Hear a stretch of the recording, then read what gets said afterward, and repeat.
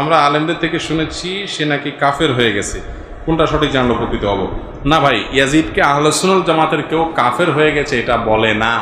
তবে হ্যাঁ, সে নবী সাল্লাল্লাহু আলাইহি সাল্লামের কলিজার টুকরাকে হত্যা করে আমাদের সে হত্যা করেছে, দুঃখিত, এটা তো আর চূড়ান্ত না, তার লোকজন হত্যা করেছে, সেজন্য সে এজিদের দালাল বেড়ে গেছে বাংলাদেশ, ঠিক কিনা? এজিদ প্রীতিও বেড়ে গেছে না? আমরা যখন এজিদকে ফতুয়া দিই সে মুসলমান ছিল না, তখন আমাদেরকে বলা হয় শিয়া। কারবালার যুদ্ধে, কারবালার ঘটনায় ইয়াজিদের কোনো দোষ ছিল না। এক হুজুর এই ক্লিন চিট দিছে, এটা মানুন যায়? আচ্ছা, কিন্তু হুজুরের বক্তব্যটা একটু খেয়াল করবেন। অনেকে কইব যে কি হুজুর আনছে খালি অমুকের তমুকের সমালোচনা করে গেছে। আরে বেটা, তোরে বাঁচানোর লেগে কইতাছি, অমুকের তমুকের বদনাম বলা আমার উদ্দেশ্য না, কারণ ওই বেটার আমি চিনি না, হে বেটা আমার চিনি না। এজিদ কাফের, এজিদ মুরতাদ, এজিদ বেঈমান। তাকে যে কাফের জানবে না সেও মুরতাদ হয়ে গেছে। শরীয়তের রায় হলো যে মদিনাওয়ালা শরীয়তকে ইনকার করবে সে কাফির হয়ে যায়। এই দৃষ্টিতে মদকে মানে হারাম, এই মদকে হালাল মনে করার কারণে ইয়াজিদ কাফের কাফের কাফের।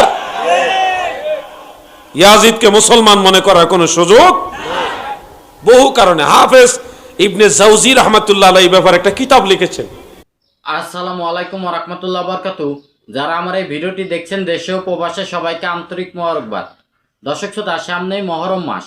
এই পবিত্র মহরম মাসে 10ই মহরম কারবালার প্রান্তে ইমাম হুসাইনকে এজিদের বাহিনী শহীদ করেছে। দর্শক শ্রোতা, তবে আহমদুল্লাহ সাহেব তিনি বলেছেন যে ইমাম হুসাইনের শহীদের সাথে এজিদের কোনো সম্পর্ক নেই, এজিদ নির্দোষ ছিলেন এবং কি এজিদকে কাফের বলা যাবে না। দর্শক শ্রোতা, তার এই বাজে মন্তব্যের কারণে এবং কি এজিদকে ভালো বানানোর জন্য এই ধরনের বয়ানের কারণে আহলে সুন্নাত ওয়াল জামাতের ওলামায়ে কেরাম তারা জবাব দিয়েছে।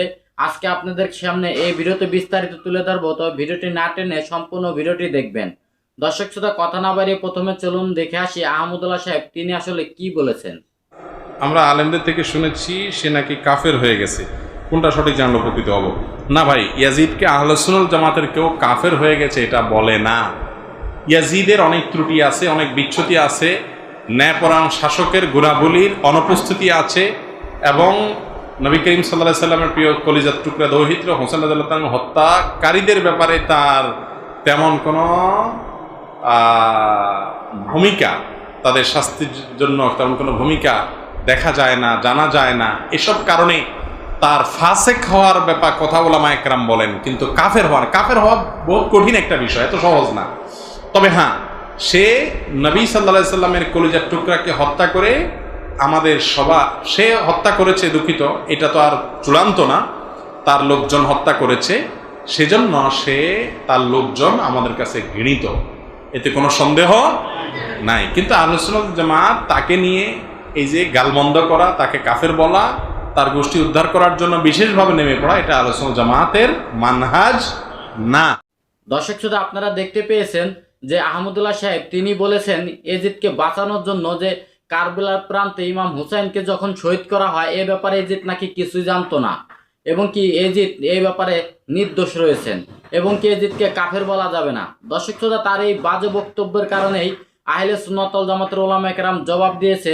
কি বলেছে চলুন তাদের বক্তব্য দেখে আসি।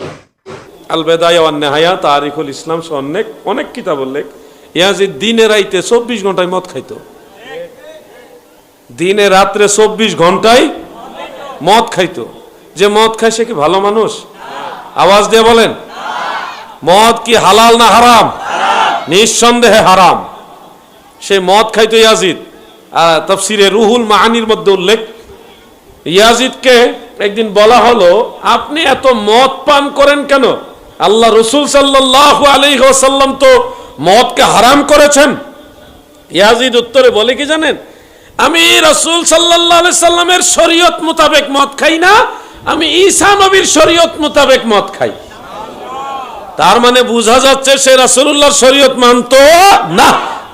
সে একটা বাহানা দেখাইছে ঈসা নবীর দেখাইয়া রাসূলের শরীয়তকে অমান্য করেছে। আর শরীয়তের রায় হলো যে মদিনাওয়ালার শরীয়তকে ইনকার করবে সে কাফির হয়ে যায়। এই দৃষ্টি তো মদকে মানে হারাম, এই মদকে হালাল মনে করার কারণে ইয়াজিদ কাফের কাফের কাফের। ইয়াজিদকে মুসলমান মনে করার কোনো সুযোগ বহু কারণে। হাফেজ ইবনে জাওজি রাহমাতুল্লাহ আলাইহি এই ব্যাপারে একটা কিতাব লিখেছেন, ইয়াজিদের কুফরির উপরে একটা কিতাব লিখেছেন, সেই কিতাবটা আমার কাছে আছে। অনেক ইমামরা ইয়াজিদকে মালউন বলেছেন, জাহান্নামী এবং লানতপ্রাপ্ত বলেছেন। আল্লাহ যেন আমাদেরকে এই ইয়াজিদি চক্রান্ত থেকে হেফাজতে রাখে, বলেন আমিন। বন্ধুরা আমার, ইয়াজিদের ব্যাপারে একটা তথ্য আমি আপনাদের বলতে চাই। জীবনে তো বহুবার শুনেছেন ইয়াজিদের কথা, কিন্তু ইয়াজিদ মরল কেমনে এটা তো অনেকেই শুনেন নাই। ইয়াজিদ মরল কিভাবে এটা তো অনেকে জানেন না। এবার শুনে রাখেন ইয়াজিদে কিভাবে মারা গেছে ওই কথা।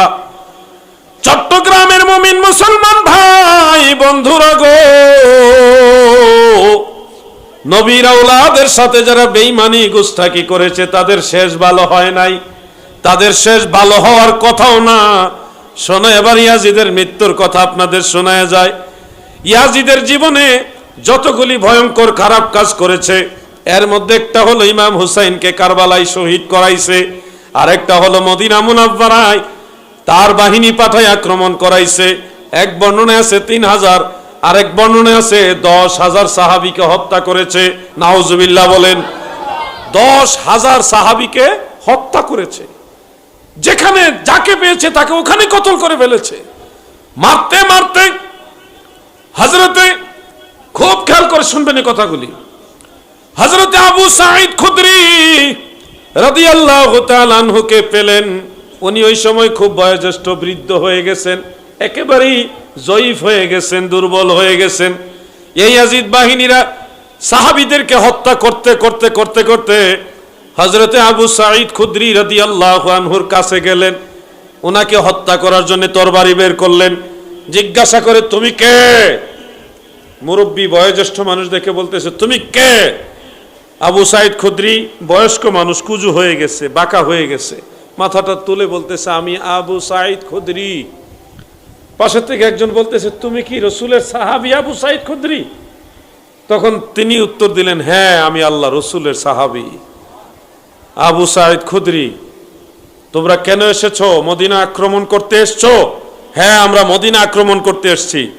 হযরতে আবু সাঈদ খুদরি বয়স্ক মানুষ, ওনার মতো বয়সের মানুষ এখানে আমার নজরে পড়ছে না, অনেক দুর্বল এবং জয়ীফ হয়ে গেছিলেন ওই সময়। তিনি বয়স্ক মানুষ, তিনি সাথে সাথে পাশে থেকে একটা তরবারি হাতে নিয়ে বললেন আল্লাহর হাবিবের মদিনায় আক্রমণ করতে এসছো, আমি তোমাদেরকে হত্যা করব, মদিনা ওয়ালার এই শহরকে অপবিত্র করতে দিব না। একটা বৃদ্ধ মানুষ, লাতর বুড়া হয়ে গেছে, কুজু হয়ে গেছে, তিনি তরবারি নিয়ে দাঁড়াইছে। ইয়াজিদ বাহিনীরা মদিনা ওয়ালার এই শহরকে অপবিত্র করবে না। এই দৃশ্য দেখার পরে সবার মধ্যে আল্লাহর তরফ থেকে একটা ভয় কাজ করলো, ভীত সন্ত্রস্ত হয়ে গেল। তারা দেখলো যে উনি তো আল্লাহ রসুলের সাহাবী, আর যাই করে ওনাকে মারবো না। তারা আস্তে আস্তে এদিক ওদিক কেটে গেল, ওনার সাথে আর বাড়াবাড়ি করলো না। তারপরে ইয়াজিদ বাহিনীরা আস্তে আস্তে আস্তে আস্তে গেল, অন্যদেরকে হত্যা করতে করতে গেল আবার হযরতে সাঈদ ইবনুল মুসাইয়িব রাহমাতুল্লাহ আলাইহির কাছে। উনি ওই সময় মসজিদ নববীর ভিতরে। শুধু এখানে একটি প্রশ্ন এসছে, ইয়াজিদ মুসলমান কিনা জানলে উপকৃত হব। এই প্রশ্নটা আগে আসতো না, এখন আসতেছে, কারণ ইয়াজিদের দালাল বেড়ে গেছে বাংলাদেশ, ঠিক কিনা? ইয়াজিদ প্রীতিও বেড়ে গেছে না? আমরা যখন ইয়াজিদকে ফতোয়া দিই সে মুসলমান ছিল না, তখন আমাদেরকে বলা হয় শিয়া। অথচ শিয়ারা কাফের, এটা বড় গলায় বাংলাদেশে আমি প্রথম বলেছি, ঠিক কিনা? আহলুত তাশাইয়্যু যারা, তারা 12 ভাগ, মূলত 2 ভাগ, একটা আহলুত তাশাইয়্যু কুবরা আর একটা আহলুত তাশাইয়্যু সুগরা। একটা বড় শিয়া, একটা ছোট শিয়া। যারা বড় শিয়া তারা মনে করে যে আল্লাহর কোরআন রদবদল হয়েছে, আর মুসলমানের বিশ্বাস আল্লাহর কোরআনে একটা নোক্তাও রদবদল হয় নাই। যদি কেউ বলে রদবদল হয়েছে সে কাফের। ইরান থেকে বড় শিয়ারা কোরআন করিম ছাপিয়েছে, সেখানে একটা সূরা আছে তার নাম সূরাতুল ওয়েলায়া। আমাদের কোরআনে সূরাতুল ওয়েলায়া নামে কোনো সূরা আছে? ওটা কোন সূরা? সূরা আলাম নাসরা। কি করছে তারা? 8 আয়াতের মধ্যে 9 আয়াত একটা আয়াত ঢুকাইছে। আলাম নাশরাহ লাকা সাদরাক ওয়া ওয়াদানা আনকা ওয়িজরাক আল্লাযী আনকাযা যাহরাক ওয়া রাফা'না লাকা যিকরাক ওয়া জাআলনা আলিয়ান সাহরাক। হযরত আলীর মর্যাদা বাড়িতে যায় একটা আয়াত ঢুকাই দিয়েছে। এই রকম শিয়ারা চোখ বন্ধ করে কাফের। ওরা কি? তারা এজিদকে গালিগালাজ করে, কিন্তু আমরা সেই জন্য গালিগালাজ করি না। আমরা বলি আল্লাহ রাসূল সাল্লাল্লাহু আলাইহি ওয়াসাল্লামের নাতি ইমাম হোসেনের হত্যায় তার নির্দেশ ছিল। 1 2 আল্লাহ রাসূল যে খেলাফত রেখে গেছেন সে খেলাফতকে পরিবর্তন করে সে মুলুকিয়াত চালু করছে, ঠিক কিনা? খেলাফতকে অস্বীকার করছে, মুলুকিয়াত চালু করছে। 3 মদ পান করাকে সে হালাল মনে করত। সেই জন্য ফাথুল কাদিরের লেখক ইবনুল হুমাম ইমাম মালিকের সূত্র ধরে বলেছেন ইমাম আহমদ বিন হাম্বল বলতেন সে কাফের। তারপরে দেখুন বদর যুদ্ধে যখন ইমাম হোসেন রাদিয়াল্লাহু তাআলা আনহু শহীদ হলেন কারবালায়, ঢালের মধ্যে ওনার মাথা রেখে পাশে আরো 18টা মাথা ছিল আহলে বাইতের। এজিদের কাছে নেওয়া হলো দামেস্কে। এই মারদুদ অভিশপ্ত তার সভাসদদেরকে লক্ষ্য করে বলল, ইন্নী জাযাইতুহুম বিমা ফাআলু বিআশয়াখে কুরাইশিন ওয়া সানাদিদিহিম। বদর যুদ্ধে মুহাম্মদ সাল্লাল্লাহু আলাইহি ওয়াসাল্লাম যুদ্ধ করেছেন, কুরাইশদের 70 নেতা মারা গেছিল, তার মধ্যে তার দাদা উতবাও ছিল। আজ হোসেন ও তার সঙ্গীদের হত্যা করে বদর যুদ্ধের পুরস্কার দিলাম। সেই এজিদকে মুসলমান বলা যায়? ইমাম জাওজি রওয়ায়াত করেছেন। তাহলে আমি কি দলিলের বাইরে কথা বলছি? সিকাতুল কি রে, কেমনে রে পারসাত সিকাতুল কুলুবি যিকরুল্লাহ না? জিকিরে প্রত্যেকটা রেত পরিষ্কার করার যন্ত্র আছে, আর অন্তকলবের ময়লা পরিষ্কার করার রেত হইলে একমাত্র কার জিকির? আল্লাহর জিকির। এই জন্য জিকির চলবেই। তবে জিকির নিয়ে যারা তামাশা করে এরা ধ্বংস হবে, ঠিক কিনা বলেন? আহলে বায়াত নিয়ে যারা তামাশা করছে এরা কি বাচ্চা না ধ্বংস হইছে? একটা মরছে কানা হইয়া। শুধুমাত্র কারবালার ঘটনা দেখেন, কই যাইতাম, মানে কারবালার ঘটনাটা ইমাম হুসাইন যারা শহীদ করছে এরার এক একটার শাস্তি যদি বর্ণনা করি, একটা মরছে অন্ধ হইয়া, আর একটা মরছে পেট কামড়ি হইয়া, আর একটা মরছে বুবা হইয়া, আর একটা চোখ কানা হইয়া, এমন ভাবে মরছে। শুধু এইটির কথা যদি কই তাইলে একের পর এক। আজ পর্যন্ত কে কই তার চিনি এজিদের কবরটা কই আছে? এই রোহিঙ্গা লাশই পাইছে না। পচ্চাগুল্লা কই জানে গেছে গা, এইটারে পাওয়া না গেল বাংলাদেশে কিছু এজিদ পাওয়া যায়। এই কথা কোন ঠিক কিনা বলেন? এজিদ কাফের। এজিদ কি? এজিদ কাফের, এজিদ মুরতাদ, এজিদ বেঈমান। তাকে যে কাফের জানবে না সেও মুরতাদ হয়ে গেছে। এজিদের সঙ্গে কিসের আপোষ?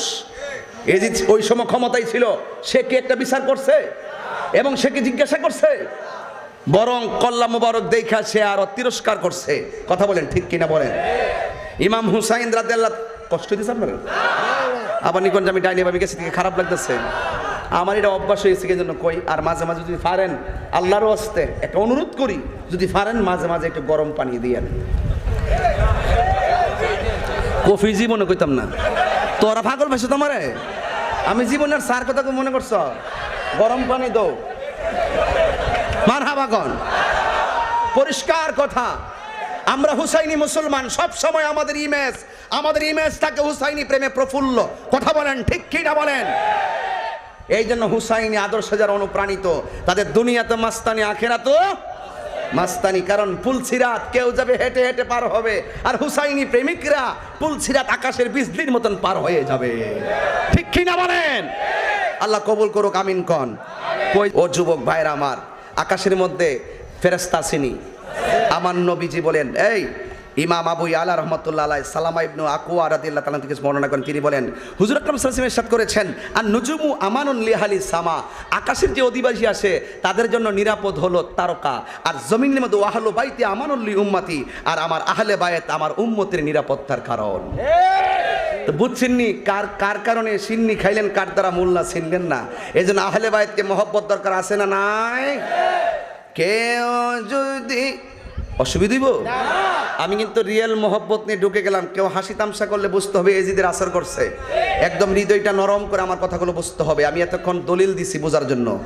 কেউ যদি ওদের কষ্ট দেয়, যেন আমায় কষ্ট দেয়, বল কেউ।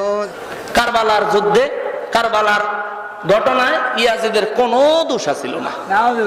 এক হুজুর এই ক্লিন চেট দিছে, এটা মানুন যায়? মানুন যায়? আচ্ছা, কিন্তু হুজুরের বক্তব্যটা একটু খেয়াল করবেন। অনেকে কইব যে কি হুজুর আনছে খালি অমুকের তমুকের সমালোচনা করে গেছে। আরে বেটা, তোরে বাঁচানোর লেগে কইতাছি, তোরে বাঁচানোর লেগে কইতাছি। অমুকের তমুকের বদনাম বলা আমার উদ্দেশ্য না, কারণ ওই বেটার আমি চিনি না, হে বেটা আমার চিনি না। হের বাড়ির লগে আমার বাড়ি না যে লাইট ঠেলাঠেলি আছে, আমার লাইট ঠেলাঠেলি নাই। আমার আক্ষেপ, আমার আফসোস এবং আমার ইচ্ছা হচ্ছে তোমাদেরকে যেন তাদের খপ্পর থেকে বাঁচাইতে পারে, ফেতনাবাজদের খপ্পর থেকে যেন বাঁচাইতে পারে। নাইলে আল্লাহ রাসূলের দরবার আমারও হিসাব দিতে হইবে যে তোরে যে আল্লাহ ইলম দিছিল, আমি রাহমাতুল লিল আলামিন মদিনা মুনাওয়ারা থেকে তোর দিকে যে মায়ার নজর দিছিলাম, তোর অন্তরে যে আল্লাহ রহমতের ইলম আসছিল, ওই ইলম কোন কামে লাগাইছ? জবাব দিতে পারবো? আমাকে জবাব দেওয়ার ব্যবস্থা করে দিতে হবে। আমি 80 বছর 100 বছর 500 বছর বাঁচলে একদিন তো মরণ লাগবেই। ফারুকি হুজুর মারা গেছেন, নাইলে 5 বছর আগে তোরা শহীদ করে ফেলাইছ, জবাই করে দিছ, তাতে কি হয়েছে? 10 বছর 100 বছর পর হইলে ওনার মউত হইতো না? হইতো। কিন্তু 5 বছর আগে ইন্তেকাল করে আল্লাহর বান্দা, নবীর আশিক, বাঙালির অন্তরে নবীর প্রেমের ঝান্ডা তুলে দিয়েছে। আমিও চাই এরকম কিছু করি। আপনাকে কি অসুবিধা হয়? ইয়াজিদের কোনো দোষ ছিল না কারবালার ঘটনা, খেয়াল করবেন। কিন্তু ইমাম হাসান রাদিয়াল্লাহু তাআলা আনহুর শাহাদাতের পিছনে ইয়াজিদের জড়িত থাকার কিছু গ্রান পাওয়া যায়। মৌলবীর নাক কত লম্বা গো! 1441 হিজরির থেকে এখন 1441 হিজরির থেকে 61 হিজরি, হে সময়ের গন্ধ হে বেড়া পায়। আচ্ছা হুজুর, মানলাম, আপনার কথাটাই মানলাম। এখন আমরা ইয়াজিদের কাফের কই দিকে, তারা আমগরে কয় শিয়া, আমরা বলে শিয়া। আচ্ছা, এখন আপনি যেন কইলেন ইয়াজিদের কাফের কম যাইতো না, তার অপরাধ ছিল না, কিন্তু হাসান রাদিয়াল্লাহর শাহাদাতের পিছনে তার কিছু এই জড়িত থাকার গ্রান পাওয়া যায়। আচ্ছা, ইমাম হাসান রাদিয়াল্লাহ কি আহলে বাইতের সদস্য না? ওনাদের বিরোধিতা কি নবীর বিরোধিতা না? ওনাদের বিরোধিতা কি আল্লাহর বিরোধিতা না? আল্লাহ কইছে ইন্নাল্লাযীনা ইউযুনাল্লাহ ওয়া রাসূলাহু লা'নাহুমুল্লাহু ফিদ দুনিয়া ওয়াল আখিরা। আমি আল্লাহ বলে দিলাম, আমি আল্লাহর সাথে এবং আমার রাসূলের সাথে যারা দুশমনি করবে, আমি আল্লাহ তাদেরকে চিরস্থায়ী জাহান্নামী বানাবো এবং দুনিয়া আখিরাতে তাদের উপর আমি আল্লাহ লানত দিলাম। জোরে কন্না নাউযুবিল্লাহ। ও ভাই, আমরা কারবালার 61 হিজরির পরে 61 হিজরির ঘটনায় ইয়াজিদের কাফের কই, আমনে সহ্য হয় না, কিন্তু আমনে তো 61 হিজরির আগেই ইয়াজিদের কাফের বানায় দিয়েছেন, খবর আছে নি? কারণ ইমাম হাসান রাদিয়াল্লাহর ইন্তেকাল 61 হিজরির আগে হয়েছে, কারবালার আগে হয়েছে। তখন যদি ইয়াজিদ দুশমনি কইরা ইমাম হাসান রাদিয়াল্লাহর উপর হামলা করে থাকে, তাহলে এটা তো সেই সময় কাফের হয়ে গেছে। এটা তো ইয়াজিদ 61 হিজরির কারবালার ঘটনার সময় ইয়াজিদ তো রেডিমেড কাফের ছিল। আমরা তো কই ওই ঘটনার পরে কাফের হইছে। আল্লাহ তাআলা তাদেরকে বোঝার তৌফিক দেন, জোরে বলেন আমিন। দর্শক শ্রোতা, আপনারা দেখতে পেয়েছেন যে আহলে সুন্নাত ওয়াল জামাতের উলামায়ে কেরাম তারা দলিল সহ তুলে ধরেছেন যে এজিদের আদেশে ইমাম হুসাইনকে কারবালা প্রান্তে শহীদ করা হয়েছে। এজিদ 100% কাফের এবং কি দলিল সহ প্রমাণ দেখিয়ে দিয়েছেন। এজিদকে মুসলমান বললে তার ঈমান থাকবে না। দর্শক শ্রোতা, তবে আজকের এই ভিডিওটি এই পর্যন্ত। ভিডিওটি যদি ভালো লাগে অবশ্যই লাইক, কমেন্ট, শেয়ার করবেন এবং কি চ্যানেলটি সাবস্ক্রাইব করবেন। আল্লাহ হাফেজ।